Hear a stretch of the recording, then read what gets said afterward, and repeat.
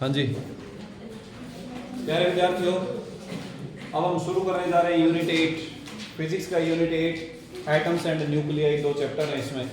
तो सबसे पहले हम बात करेंगे चैप्टर एटम्स के बारे में। ठीक है, एटम्स के बारे में बेसिकली तुम्हें पहले से पता है, जहाँ तक मैं मानता हूँ। केमिस्ट्री में 11th क्लास में एटम्स के बारे में काफ़ी डिटेल स्टडी करवाई जाती है, जहाँ आप Thomson's model, Rutherford model, Bohr model ये सब पढ़ते हैं। लेकिन क्योंकि ये फिजिक्स के सिलेबस में भी इंक्लूड है, ज़रूरी भी है फिजिक्स को जानने के लिए इसका पढ़ना, तो हम इन्हीं सब को एक बार फिर से पढ़ रहे हैं। और मुझे उम्मीद है कि क्योंकि आपने 11वीं केमिस्ट्री में से पढ़ रखा है, तो आपको ये बहुत जल्दी और ज़्यादा इंटरेस्ट के साथ समझ आएगा। ठीक है, हम शुरू कर रहे हैं एटम्स। इस चैप्टर में सबसे पहला जो मॉडल प्रेजेंट किया गया, that is given by Thomson's model या Thomson's atomic model. Thomson's atomic model, ये मॉडल बड़ा ही सिंपल है बेटे। सर जे थॉमसन, इन्होंने हमें एटम के बारे में जो जानकारी दी, तो उन्होंने बताया कि जो एटम है ये एक approximately uniform positive charge distributed spherical body है। Uniformly positive charge distributed spherical body, यानी अगर ये हम एक एटम मान लेते हैं, तो थॉमसन के अकॉर्डिंग एक एटम में सब जगह पर positive charge uniformly distributed. It means everywhere there is a positive charge. Is it clear? यानी एक टाइप से पॉजिटिव चार्ज क्लाउड जैसा कुछ मान सकते हैं। और उन्होंने ये कहा कि इलेक्ट्रिकली इसे न्यूट्रल रखने के लिए equal amount of negative charge भी है। क्लियर? और वो जो नेगेटिव चार्ज है वो पूरे वॉल्यूम में कहीं कहीं पर, जैसे खरबूजे के अंदर बीज होते हैं वैसा है, सीड्स इन वाटरमेलन टाइप। ठीक है, तो इसलिए इसे प्लम पडिंग मॉडल इस प्रकार से भी जाना जाता है इसी मॉडल। क्लियर हो? Okay fine. तो ये था बेटे Thomson's atomic model. According to Thomson's atomic model, an atom consists a uniformly positively charged cloud, we can say, or the total volume of the atom is filled with positive charge with uniform distribution, and negative charge is embedded in between, just like the seeds in watermelon. Clear हो? ये simple सी definition है Thomson's atomic model. अब इस model में दिक्कत कहाँ आई भाई? जब तक कोई नई बात सामने नहीं आती, तब तक पुरानी बात को तो वैलिड माना जाएगा।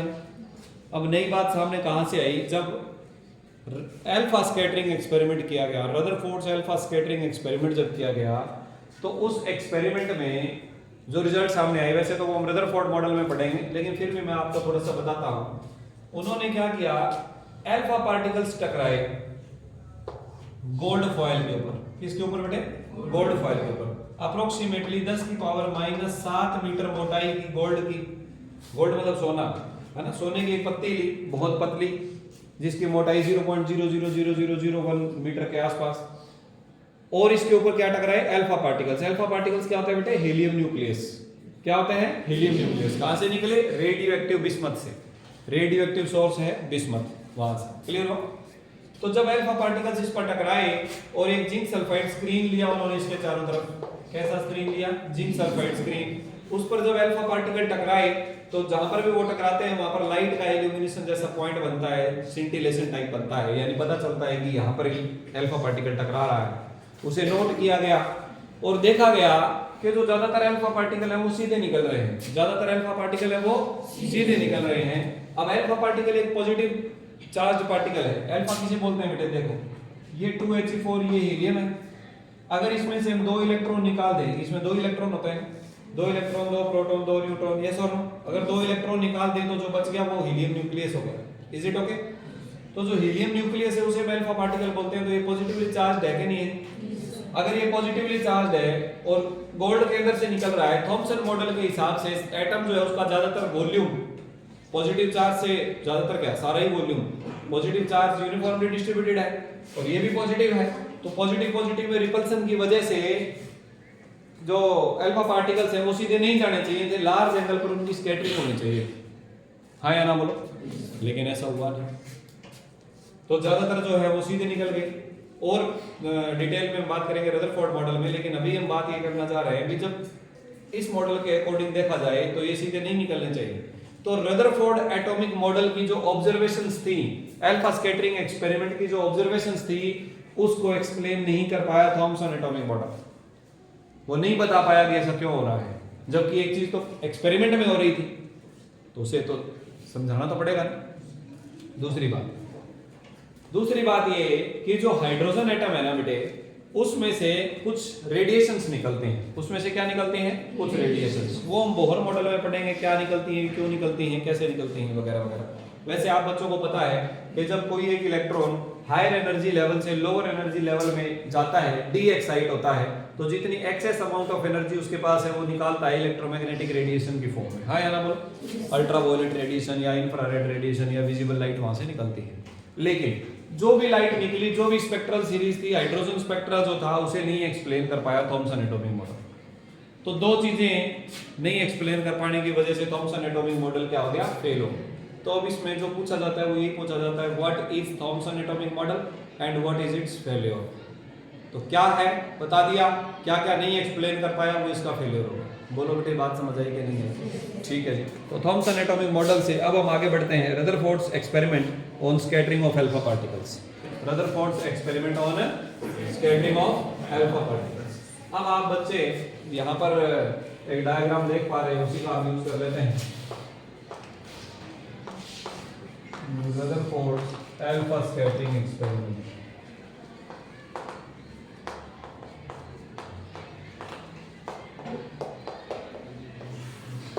इसमें इन्होंने क्या किया बेटे? इसमें इन्होंने एक सोर्स लिया, radio active source. Radio active source यानी रेडियो एक्टिविटी के बारे में आप बच्चों ने अभी पढ़ा नहीं है। अभी न्यूक्लियाई जो चैप्टर, अगला चैप्टर हम पढ़ेंगे, उसमें रेडियो एक्टिविटी के बारे में पढ़ेंगे। हल्का सा बता देता हूँ क्योंकि ज्यादा डिटेल में अभी इसमें हम नहीं जाएंगे। रेडियो एक्टिविटी क्या होता है बेटे? कोई भी जो एटम्स या एलिमेंट्स जो होते हैं ना, वो धीरे धीरे डीके होते रहते हैं। अनस्टेबल न्यूक्लियस जो होते हैं ना, वो स्टेबिलिटी गेन करने के लिए स्पॉन्टेनियस एमिशन करते हैं कुछ पार्टिकल्स का। स्पॉन्टेनियस एमिशन का मतलब अपने आप कुछ पार्टिकल्स का निकलना बिना किसी एक्सटर्नल एजेंसी के। क्लियर हो? तो उसमें से क्या क्या निकल सकता है? उसमें से इलेक्ट्रॉन निकल सकते हैं, पॉजिट्रॉन निकल सकते हैं, अल्फा पार्टिकल्स निकल सकते हैं, गामा रेडिएशंस निकल सकती हैं। जहां तक मुझे याद है, कंजर्वेशन ऑफ चार्ज जब मैंने इलेक्ट्रोस्टैटिक्स में पढ़ाया था तब इसके बारे में जिक्र किया था हमने, है ना? ठीक है। तो रेडियो एक्टिव सोर्स लिया, ऐसा रेडियो एक्टिव सोर्स जिसमें से अल्फा पार्टिकल्स निकल सकते हो, तो उन्होंने लिया बेटे बिस्मथ। उन्होंने क्या लिया? बिस्मथ। और उस बिस्मथ को एक लेड बॉक्स के अंदर उन्होंने कवर कर लिया। ठीक है। अब ये जो सोर्स है, यहाँ से जब अल्फा पार्टिकल्स निकले, और निकले बेटे अल्फा पार्टिकल्स निकले, तो उसकी एक बीम उन्होंने किसके ऊपर टकराई? एक बीम उन्होंने टकराई गोल्ड फॉयल के ऊपर। किसके ऊपर टकराई बेटे? गोल्ड फॉयल के ऊपर। एक कोलिमेटेड बीम, मान लीजिए एक स्लिट सिस्टम हम यहाँ लगाते हैं, इसमें से होते हुए जब अल्फा पार्टिकल की बीम जाके टकराएगी, अब जो अल्फा पार्टिकल्स निकलेंगे गोल्ड से टकराएंगे, टकराने के बाद में उन्होंने क्या देखा, क्या ऑब्जर्वेशंस की कि ये जो जिंक सल्फाइड स्क्रीन है, इसमें ज्यादातर जो अल्फा पार्टिकल्स हैं वो फ्रंट में ही जाकर टकरा रहे हैं, यानी सीधे निकल रहे हैं, यानी सीधे निकल रहे हैं। मोस्ट ऑफ, अब रदरफोर्ड अल्फा स्कैटरिंग एक्सपेरिमेंट के मैं पॉइंट्स बता रहा हूँ, रिजल्ट बता रहा हूँ, ऑब्जर्वेशंस बता रहा हूँ कि most of the alpha particles they pass straight through gold atoms. सीधे के सीधे निकल गए। अब सीधा निकले, इससे थॉमसन एटॉमिक मॉडल नहीं एक्सप्लेन कर पाया, इसीलिए फेल हो गया कि क्यों सीधे निकल रहे हैं। अब आप समझने की कोशिश करिए कि अगर सब जगह पॉजिटिव पॉजिटिव होता तो फिर पार्टिकल सीधे नहीं निकल सकते थे ना। पार्टिकल सीधे कब निकलेंगे? कोई एक पॉजिटिव पार्टिकल आ रहा है, मान लो ये एक अल्फा पार्टिकल है, कितना पॉजिटिव है इस पर? 2 पॉजिटिव है ना। ये आ रहा है, ये एटम के पास में से जाएगा, एटम के वॉल्यूम में से जाएगा, तो अगर यहाँ पर पॉजिटिव है तो ये इधर मुड़ जाना चाहिए था ना। हाँ या ना बोलो? लेकिन हुआ क्या कि जो ज्यादातर अल्फा पार्टिकल्स हैं वो सीधे निकल गई, ज्यादातर। Most of the alpha particles they pass straight. कुछ अल्फा पार्टिकल कुछ एंगल से मुड़े, थोड़ा लाइन गलत हो गई, कुछ अल्फा पार्टिकल्स स्मॉल एंगल पर मुड़े, कुछ अल्फा पार्टिकल्स थोड़े ज्यादा एंगल पर मुड़े, और बहुत ही कम अल्फा पार्टिकल ऐसे थे जो वापस निकल गए 180 डिग्री के ऊपर। कहां निकल गए? 180 डिग्री के ऊपर। ये इस एक्सपेरिमेंट से ऑब्जर्व किया उन्होंने, क्योंकि जिंक सल्फाइड स्क्रीन के ऊपर जब जाके वो टकरा रहे हैं, zinc sulphide screen like this, approximately whole area is covered, approximately 360 degree covered, बस बीच में इतना गैप ताकि जिंक जो गोल्ड है, गोल्ड से अल्फा पार्टिकल टकरा के अंदर एंटर करके स्क्रीन पर टकरा सके। क्लियर हुआ? अब जिंक सल्फाइड स्क्रीन के ऊपर जहां भी जाके अल्फा पार्टिकल टकरा रहा है वहां सेंटिलेशन प्रोड्यूस कर रहा है, इल्यूमिनेशन प्रोड्यूस कर रहा है, डॉट्स प्रोड्यूस कर रहा है। उससे जो हमारे पास एक बीम है उसका आइडिया लगाया जा सकता है स्कैटरिंग एंगल से कि कितने कितने डिग्री पर एंगल्स टकरा रहे हैं। उन तो क्या कि ज्यादातर जो है वो कहां टकरा रहे हैं बेटे? सीधे जाकर टकरा रहे हैं। इससे क्या पता चलता है? इस डायग्राम से क्या पता चलता है? इस डायग्राम से ये पता चलता है कि ये हमने एटम मान रखा है जो सफेद में दिखा रखा है। अब आपके दिमाग में ये भी आ रहा होगा एटम के अंदर से कैसे जा रहा है अल्फा पार्टिकल। आ रहा है? आ रहा है? किसके दिमाग में आ रहा है? मेरे को आ रहा था जब मैं बना रहा था डायग्राम। आपके आया किसी के? नहीं आया तो छोड़ो। जब आया ही नहीं तो फिर क्या पता उसके बारे में। एक्चुअली बेटे एटम के अंदर कोई दीवारें नहीं होती हैं, जैसे हम इस कमरे की दीवारों के बीच में हैं, ऐसे एटम की कोई दीवारें नहीं होती। एटम क्या है? बस एक वॉल्यूम है। न्यूक्लियस क्या है? जिसके अंदर प्रोटॉन न्यूट्रॉन रहते हैं। एक्चुअल में क्या है कि हम जब बोलते हैं ना जिस लैंग्वेज को, उसकी वजह से कुछ गड़बड़ियां हो जाती हैं। जैसे हमें ये बताया जाता है कि एटम के अंदर इलेक्ट्रॉन प्रोटॉन न्यूट्रॉन होते हैं, तो हम समझते हैं कि एटम कोई चीज है जिसके अंदर रहते हैं ये तीनों, है ना। एटम कोई दीवारें है, कोई कमरे जैसी कोई जगह है जिसके अंदर इलेक्ट्रॉन प्रोटॉन न्यूट्रॉन रहते हैं। फिर हम कहते हैं कि भाई उसमें सेंटर में न्यूक्लियस है, उसके अंदर न्यूट्रॉन प्रोटॉन होते हैं। फिर हम सोचते हैं न्यूक्लियस की भी दीवारें होती होंगी। एक्चुअल में ऐसा नहीं है, बस प्रोटॉन और न्यूट्रॉन एक ग्रुप में रहते हैं। वो जो जगह है, जो वॉल्यूम है, उसी को न्यूक्लियस बोलते हैं। इसी प्रकार उसके बाहर चक्कर काटते रहते हैं इलेक्ट्रॉन्स, तो कितनी जगह में चक्कर काट रहे हैं, जो टोटल वॉल्यूम कवर करते हैं उसे हम एटम बोलते हैं। क्लियर हुआ? तो इस एटम के वॉल्यूम में से ज्यादातर पार्टिकल अल्फा पार्टिकल सीधे निकल रहे थे, कुछ अल्फा पार्टिकल स्मॉल एंगल से जा रहे थे और कुछ थोड़ा सा ज्यादा एंगल से जा रहे थे। बहुत कम ऐसे थे जो ज्यादा एंगल से मुड़ रहे थे और वेरी फ्यू ऐसे थे, कोई एक आधा ऐसा था जो कि 180 डिग्री के ऊपर जा रहा है। क्लियर हुआ कि नहीं हुआ? बोलो। अब फिर इन्होंने एक ग्राफ भी बनाया, यहाँ पर आपको एक ग्राफ भी देखने को मिल सकता है। वो ग्राफ क्या है? एक तरफ हम लेते हैं number of alpha particles scattered at an angle theta. Number of alpha particles scattered at an angle, भाई थीटा डिग्री के ऊपर मुड़ने वाले अल्फा पार्टिकल्स कितने हैं? और एक तरफ हम ले लेते हैं थीटा स्कैटरिंग एंगल। क्लियर? तो ये अप्रोक्सीमेटली यहाँ पर मैं 10 की पावर 8 इस नंबर को कुछ इस प्रकार से लिखना चाहता हूँ, लाइक दिस डिक्रीजिंग ऑर्डर में रखते हुए यहाँ 10 आ जाएगा, यहाँ 0 आ जाएगा, ठीक। और इसी प्रकार इधर हमारे पास आ जाएगा थीटा, यहाँ पर हम अप्रोक्सीमेटली 180 डिग्री के आसपास ले लेते हैं। तो ये जो ग्राफ है ना बेटे, कुछ इस प्रकार से आता है डिक्रीजिंग ऑर्डर में। कहने का मतलब कम एंगल के ऊपर बहुत सारे अल्फा पार्टिकल्स हैं, very large number of alpha particles, they are scattered at an angle approximately near to 0 degree. Clear होगी बात? फिर जैसे जैसे आप कह रहे हैं भाई बताओ 10 डिग्री पर कितने मुड़ रहे हैं, 20 डिग्री पर कितने मुड़ रहे हैं, तो आप देखेंगे कि ओनली 10 के आसपास के अल्फा पार्टिकल ऐसे हैं जो 100 डिग्री या 140 डिग्री के आसपास के एंगल पर, मतलब वेरी फ्यू, बहुत ही कम अल्फा पार्टिकल ऐसे हैं जो 140-150 डिग्री के एंगल पर मुड़ रहे हैं। और 180 के ऊपर तो कोई हजारों लाखों के अंदर एक आधा अल्फा पार्टिकल मुड़ रहा है। क्लियर हो? तो ये ग्राफ हमें यहाँ पर मिला। अब इन दोनों से रदरफोर्ड ने क्या कंक्लूजन दिया? ये रदरफोर्ड का एक्सपेरिमेंटल सेटअप है। ये डायग्राम है जो हमें एटम की पिक्चर के बारे में सोचने में हेल्प कर रहा है, और ये ग्राफ है जो इस पिक्चर को समझा रहा है। हाँ या ना बोलो? क्या ये तीनों अपने नोट्स के अंदर आप बना पाएंगे? यस। फाइनल पेपर में अगर अल्फा स्कैटरिंग एक्सपेरिमेंट आता है तो ये तीनों डायग्राम होने चाहिए वहां पर। क्लियर हुआ? आगे बढ़ते हैं। अब ऑब्जर्वेशन क्या है? अब रदरफोर्ड ने इसके बिहाफ पर ये ऑब्जर्वेशन दिया कि भाई एटम जो है ना उसका ज्यादातर वॉल्यूम खाली है। एटम का ज्यादातर वॉल्यूम क्या है? खाली है।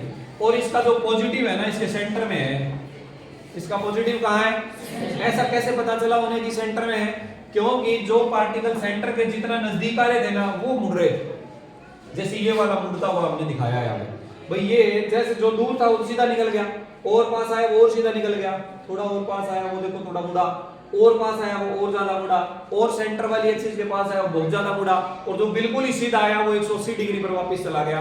तो इससे ये पता चला कि जो मुड़ रहा है ना ये रिपल्सन की वजह से मुड़ रहा है। और रिपल्सन पॉजिटिव पॉजिटिव में ही होगी, तो फिर ये पॉजिटिव कहाँ मिला, सेंटर में मिला। तो रदरफोर्ड ने ये ऑब्जर्व किया कि जो एटम है उसके अंदर जितना भी पॉजिटिव चार्ज है और लगभग सारा मास, लगभग सारा क्यों, थोड़ा बहुत इलेक्ट्रॉन का मास तो बाहर है, लगभग सारा मास और सारा का सारा पॉजिटिव चार्ज न्यूक्लियस एटम के सेंटर में, जिसे हमने न्यूक्लियस बोला, रदरफोर्ड ने जिसे क्या बोला, न्यूक्लियस बोला। बोलो बच्चे बात समझ आई कि नहीं है, कोई दिक्कत है किसी बच्चे को? तो रदरफोर्ड के अकॉर्डिंगली एटम का ज्यादातर वॉल्यूम खाली है, approximately more than 99% of the volume is empty, and positive charge, total positive charge and approximately more than 99% of the mass that is in the center which is called nucleus, जिसे हमने क्या कहा, nucleus. और इसी के भी यहाँ पर ये सारी ऑब्जर्वेशन उन्होंने एक्सप्लेन कर दी। क्लियर हुआ? एक बात उन्होंने और बताई, equal amount of negative charge is in the form of electrons, जो कि इसके चारों तरफ चक्कर काट रहा है। ये भी रदरफोर्ड ने हमें बताया कि जो इलेक्ट्रॉन्स हैं पॉजिटिव, क्योंकि एटम जो है वो इलेक्ट्रिकली न्यूट्रल है, ना पॉजिटिवली चार्ज है ना नेगेटिव चार्ज है, इसका मतलब पॉजिटिव नेगेटिव चार्ज बराबर बराबर है ना। तो पॉजिटिव चार्ज तो न्यूक्लियस में हो गया, प्रोटॉन्स का, और नेगेटिव चार्ज जो है वो किसका हो गया बेटे, इलेक्ट्रॉन्स का। तो उन्होंने कहा भी equal amount of negative charge electrons जो है वो उसके चारों तरफ चक्कर काट रहे हैं ऑर्बिट्स में, और जो कि इस प्रकार से चक्कर काटते हैं जैसे प्लैनेट्स चक्कर काटते हैं सन के चारों तरफ। ये रदरफोर्ड ने हमें बताया कि electrons revolve around the nucleus just like the planets revolve around the sun. Understood और नॉट? तो ये रदरफोर्ड ने जो है अल्फा स्कैटरिंग एक्सपेरिमेंट किया, उनकी स्टेटमेंट हो गई। यहाँ तक बात क्लियर है बेटे? अब तक आप पहुंच चुके हैं, तीनों डायग्राम कर लिया आपने, ग्राफ समझ आ गया आपको, थॉमसन एटॉमिक मॉडल का फेलियर समझ आ गया आपको, रदरफोर्ड ने क्या कहा समझ आ गया, बोलो हाँ या ना। आगे बढ़े, रदरफोर्ड मॉडल फेल क्यों हुआ, failure of Rutherford model. Rutherford ने जो बताया वो भी फेल हो गया। अब वो क्यों फेल हो गया, अब वो सुनिए। तो हमारी सब हेडिंग है फेलियर ऑफ रदरफोर्ड मॉडल। अब ये फेलियर क्या था बेटे, रदरफोर्ड मॉडल के अकॉर्डिंग जो इलेक्ट्रॉन है वो कैसे चक्कर काट रहे हैं, जैसे प्लैनेट्स चक्कर काट रहे हैं। तो ये ले लिया न्यूक्लियस, ये ले लिया इलेक्ट्रॉन जो इसके चारों तरफ रिवॉल्व कर रहा है। क्लियर? अब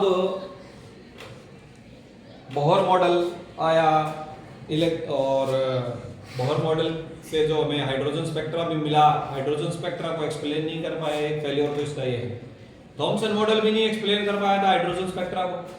स्पेक्ट्रा किसे कह रहा हूं बेटे, जो इलेक्ट्रोमैग्नेटिक रेडिएशंस का स्पेक्ट्रम हाइड्रोजन एटम से एमिट हो रहा है उसे हम हाइड्रोजन स्पेक्ट्रा बोल रहे हैं। क्लियर? तो वो हाइड्रोजन स्पेक्ट्रा क्यों और कैसे एमिट हो रहा है, ना ही तो उसे थॉमसन मॉडल एक्सप्लेन कर पाए, उसका भी फेल होने का पॉइंट था एक। इसका भी एक पॉइंट यही है कि ये भी नहीं एक्सप्लेन कर पाया हाइड्रोजन स्पेक्ट्रा। क्लियर हुई बात?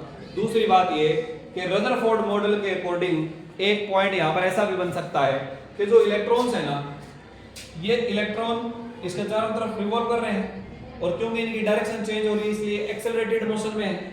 हाँ या ना? क्या ये एक्सेलरेटेड मोशन में है कि नहीं है?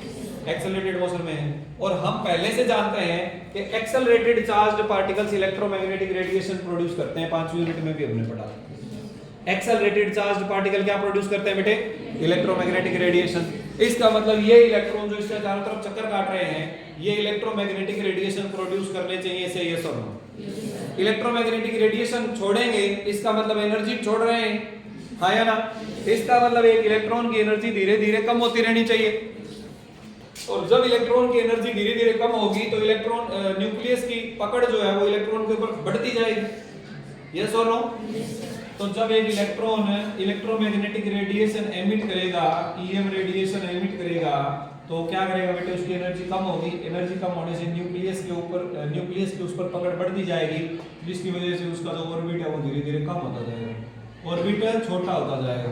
और जब ऑर्बिट छोटा होगा, छोटा होते होते एक ऐसी स्टेज आएगी जब इलेक्ट्रॉन जो है वो किसके अंदर चला जाना चाहिए, न्यूक्लियस के अंदर चला जाना चाहिए। अब अगर इलेक्ट्रॉन न्यूक्लियस के अंदर चला गया, अंदर जाते ही प्रोटॉन और इलेक्ट्रॉन दोनों मिल गए और एटम का वॉल्यूम भी कम हो गया, यानी ये तो मैटर डिस्ट्रॉय होने वाली बात हो गई ना।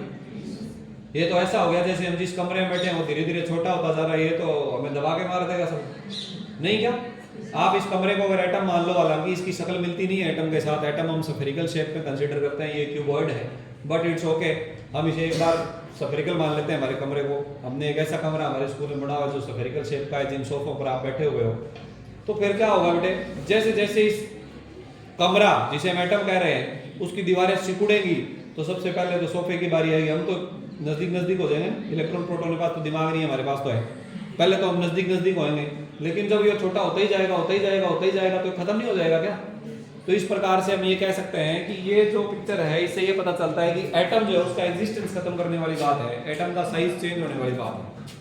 ये पॉसिबल नहीं है, पॉसिबल भी नहीं है और प्रैक्टिकल भी नहीं है। क्लियर हुआ? तो ये चीज एक्सप्लेन नहीं कर पाया रदरफोर्ड मॉडल। ये दोनों बातें Rutherford model was unable to explain, और इसीलिए रदरफोर्ड मॉडल फेल हो गया। बोलो बच्चे, बात समझ आई कि नहीं आई? बोलो हाँ या ना, तो बोलना पड़ेगा ना। ठीक है जी। अब इसमें कुछ जरूरी चीजें जो रदरफोर्ड मॉडल से हमें मिली, जो मैथमेटिकल फार्मूले हैं उसको भी हम थोड़ा सा पढ़ लेते हैं, उसके ऊपर बेस न्यूमेरिकल भी आ सकता है, उसको भी ध्यान में रखते हैं। चलिए, सबसे पहले हम इसमें बात करते हैं बेटे डिस्टेंस ऑफ क्लोजेस्ट अप्रोच। दो इंपॉर्टेंट फार्मूले रदरफोर्ड मॉडल से निकलते हैं, उन दोनों की बात करते हैं। सबसे पहले है बेटे distance of closest approach.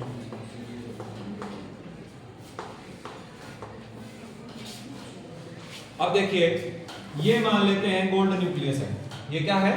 Gold nucleus है। गोल्ड एटम ही तो लिया था ना उन्होंने, गोल्ड कॉइल ले रखी थी। और ये मान लेते हैं अल्फा पार्टिकल है, इधर आ रहा है इसकी तरफ। कौन है? अल्फा पार्टिकल है। ध्यान से देखिए, अल्फा पार्टिकल इसकी सेंट्रल एक्सिस वाले रास्ते पर आ रहा है। जो न्यूक्लियस का एक्सिस है ना, इसे हम न्यूक्लियर एक्सिस बोलेंगे। इसी रास्ते के ऊपर कौन आ रहा है? Alpha particle.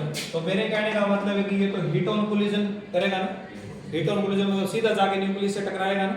लेकिन यहां से जब ये चला, when it was far away from this nucleus, इससे बहुत दूर था, तो इसकी सिस्टम की पोटेंशियल एनर्जी क्या थी बेटे? जीरो, कोई पोटेंशियल एनर्जी नहीं थी। और काइनेटिक एनर्जी कितनी थी इसकी शुरू में? Half mv²। Is it okay? और जब ये यहां पहुंचा, जब ये धीरे धीरे इसके नजदीक आएगा, तो अल्फा पार्टिकल और गोल्ड न्यूक्लियस के दोनों ही पॉजिटिव चार्ज हैं, तो पॉजिटिव पॉजिटिव में रिपल्सन बढ़ता जाएगा, तो इसकी स्पीड क्या होती जाएगी बेटे? कम होती जाएगी। स्पीड कम होगी तो इसकी काइनेटिक एनर्जी भी कम होगी। धीरे धीरे इसकी काइनेटिक एनर्जी कम होती जाएगी, और कम होते होते एक ऐसी स्टेज आएगी जब इसकी काइनेटिक एनर्जी बिल्कुल जीरो हो जाएगी। काइनेटिक एनर्जी क्या हो जाएगी? और ये वापस उड़ जाएगा। ये ठीक वैसे ही है जैसे ग्रेविटेशन के अगेंस्ट हम कोई बॉल फेंकते हैं। जब बॉल फेंकते हैं तो वो ऊपर जाता है, तो उसकी काइनेटिक एनर्जी धीरे धीरे कम होती जाती है, ऊपर वाले पॉइंट पे जाकर रुक जाती है बॉल, और फिर वापस से नीचे गिर जाती है। हाँ यार, उससे मिलती जुलती पिक्चर है ये, बस फोर्सेज अलग है। ठीक है जी। तो यहाँ पर काइनेटिक एनर्जी थी, इसके पास आया, रिपल्सन फोर्स बढ़ते गए, बढ़ने की वजह से काइनेटिक एनर्जी कम होती गई, पोटेंशियल एनर्जी बढ़ती गई। और यहाँ पर जब आया तो इसकी काइनेटिक एनर्जी जीरो हो गई, सारी की सारी काइनेटिक एनर्जी किस में कन्वर्ट हो गई? पोटेंशियल एनर्जी में कन्वर्ट हो गई। किस में कन्वर्ट हो गई बेटे? कितनी potential energy? How much potential energy? Potential energy का फार्मूला बताओ। इलेक्ट्रोस्टैटिक पोटेंशियल एनर्जी बता चुका हूं पहले ही, के q1 q2 बाय डिस्टेंस का स्क्वायर ना भैया, तुम हर जगह कूलम से लगा दिया करो। के q1 q2 by distance only, square नहीं है। तो के q1 किसको बोले हम? अल्फा पार्टिकल को। तो ये आपके पास आ जाएगा 2e, 2 इलेक्ट्रॉन के बराबर चार्ज होता है ना बेटे इसका। और इधर कौन आ जाएगा?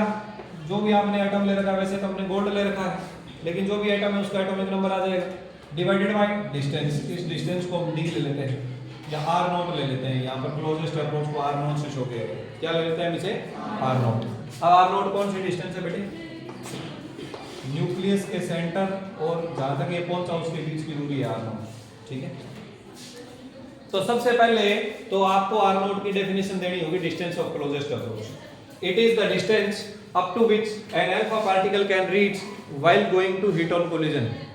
जहां तक ये कम से कम उसके नजदीक जा सकता है, सॉरी ज्यादा से ज्यादा जितना नजदीक जा सकता है, तो सेंटर ऑफ द न्यूक्लियस से लेकर वो पॉइंट के बीच की जो दूरी है वो क्या है? डिस्टेंस ऑफ क्लोजेस्ट अप्रोच है। ये इसकी डेफिनेशन हो गई। और फिर हम बात करेंगे कि जो काइनेटिक एनर्जी है, इनिशियल काइनेटिक एनर्जी, वो फाइनल पोटेंशियल एनर्जी में कन्वर्ट हो गई। शुरू में पोटेंशियल एनर्जी जीरो थी, बाद में काइनेटिक एनर्जी जीरो थी, तो सारी की सारी काइनेटिक किस में कन्वर्ट हो गई? फाइनल पोटेंशियल में। तो काइनेटिक कितनी थी बेटे? Half mv²। पोटेंशियल कितनी है? k 2e ze divided by r0। तो यहां से r0 क्या आ जाएगा बेटे? 2 k z E into E square divided by half mv square divided by, बोलो कोई दिक्कत है? ये डिस्टेंस ऑफ क्लोजेस्ट अप्रोच का फार्मूला है। किसका फार्मूला ये? डिस्टेंस ऑफ क्लोजेस्ट अप्रोच का। कोई दिक्कत किसी बच्चे को? ठीक है जी, नोट कर लिया क्या? एक्सेलरेशन कब होता है बेटे बॉडी में? जब बॉडी की वेलोसिटी में चेंज होता है। अब हमने यहाँ देखा कि जो इलेक्ट्रॉन है वो एक बार हम वैसे सर्कल में मान लेते हैं कि सर्कल में रिवॉल्व कर रहा है। तो अगर इलेक्ट्रॉन सर्कल में रिवॉल्व कर रहा है तो उसकी डायरेक्शन चेंज हो रही है कि नहीं हो रही? बताओ बेटे, डायरेक्शन चेंज हो रही है कि नहीं हो रही? वैल्यू फिक्स मान लेते हैं एक बार के लिए, वैल्यू स्पीड की क्या मान लेते हैं हम? फिक्स मान लेते हैं, लेकिन डायरेक्शन तो चेंज हो रही है ना। और अगर वेलोसिटी की डायरेक्शन चेंज हो रही है इसका मतलब वेलोसिटी चेंज हो रही है, और अगर वेलोसिटी चेंज हो रही है इसका मतलब बॉडी में एक्सेलरेशन है, यानी इलेक्ट्रॉन एक्सेलरेटेड मोशन में है। और ये हम पहले से पढ़ चुके हैं कि accelerated charge particle electromagnetic radiation produce करते हैं। तो ये मीनिंग था इस बात का कि भाई जो इलेक्ट्रॉन न्यूक्लियस के चारों तरफ चक्कर काटते हैं वो इलेक्ट्रोमैग्नेटिक रेडिएशंस एमिट करने चाहिए, और अगर वो ऐसा करेंगे तो वो न्यूक्लियस के अंदर गिर जाएंगे एनर्जी कम होने की वजह से धीरे धीरे। लेकिन ऐसा तो हो नहीं रहा। ये बात रदरफोर्ड मॉडल एक्सप्लेन नहीं कर पाए, ये उनका फेल होने का एक इंपॉर्टेंट पॉइंट बना। है बात समझ में? अब इसकी एक्सप्लेनेशन किसने दी? बोहर ने दी। किसने दी? जिसे हम कहाँ पढ़ेंगे? बोहर मॉडल में पढ़ेंगे। किसके बाद? इंपैक्ट पैरामीटर के बाद। किसके बाद? तो इंपैक्ट पैरामीटर सेकंड पॉइंट है जो हमें यहाँ पर पढ़ना है। तो इंपैक्ट पैरामीटर क्या चीज है बेटे, वो भी सुन ही लीजिए साथ ही। इंपैक्ट पैरामीटर क्या है? बड़ा ही सिंपल है। इंपैक्ट पैरामीटर ध्यान दो भाई, इधर ये इसका सेंट्रल एक्सिस है ना, न्यूक्लियस का, न्यूक्लियर एक्सिस कह लो। और कोई एक अल्फा पार्टिकल मान लो यहां से इधर जा रहा है, तो ये अल्फा पार्टिकल की वेलोसिटी होगी, वेलोसिटी ऑफ अल्फा पार्टिकल। तो अल्फा पार्टिकल की वेलोसिटी और न्यूक्लियस का सेंट्रल वाला एक्सिस के बीच की जो दूरी है इसे बोलते हैं बेटे इंपैक्ट पैरामीटर। इसे क्या बोलते हैं? तो impact parameter is the perpendicular distance. Impact parameter is the perpendicular distance between the axis of the nucleus and the initial velocity of alpha particle. Initial velocity of alpha particle when it is far away, जब ये इससे दूर है, जब ये इससे दूर है। Is it okay? तो कहने का मतलब जब ये यहाँ से निकलेगा तो कुछ इस प्रकार से मुड़ेगा। अगर ये मुड़ा तो मान लीजिए थीटा एंगल से मुड़ा। कितने एंगल से मुड़ा? थीटा। तो इंपैक्ट पैरामीटर को बी से दिखाया जाता है। किससे दिखाया जाता है? तो इसका फार्मूला क्या है बेटे?